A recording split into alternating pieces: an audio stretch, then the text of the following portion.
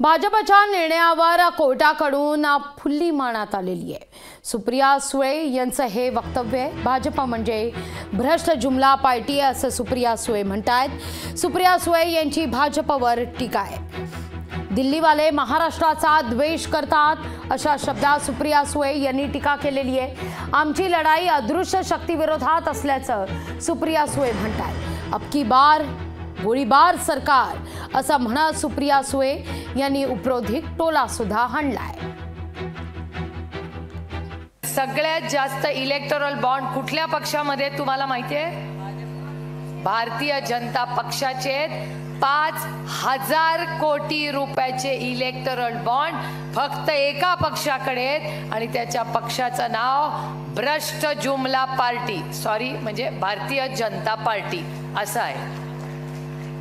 कारण हा इलेक्टोरल बॉन्डचा विषय अतिशय महत्त्वाचा आहे। या देशात माझा हा आरोप नाहीये, पण याची जांच झाली पाहिजे की एवढा मोठा, आणि मी म्हणत नाहीये, सुप्रीम कोर्ट म्हणतंय की ह्याच्यात भ्रष्टाचार असू शकतो, त्याच्यामुळे ह्याची इन्क्वायरी झाली पाहिजे। आज महाराष्ट्राचा द्वेष कोण करतं? आज महाराष्ट्राच्या विरोधात कोण आहे?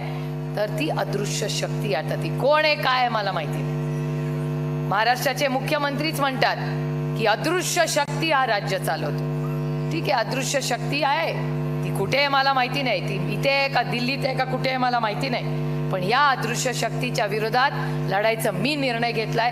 तुम्ही ठरवायचंय की या लढाईमध्ये तुम्ही काय करणार। हे सरकार काय माहितीये का? अब की बार गोळीबार सरकार असं हे सरकार आहे।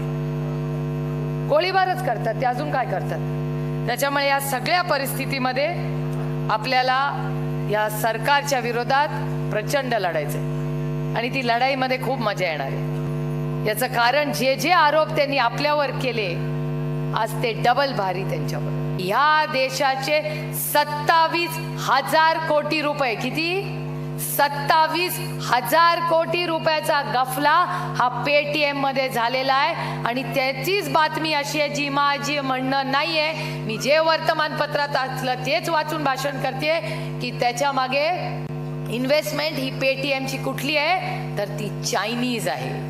मग चायनाची तुम्ही एकीकडे लढायचं म्हणता, दुसरी चायनाचे हे पेटीएम येतंय आणि त्याच्यात 1, 2, 3 नाही 27,000 कोटी रुपयाचा गफला होतोय।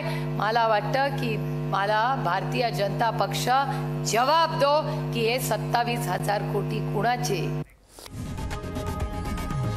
लोकशाही मराठी ऐका, पहा, जागरूक रहा।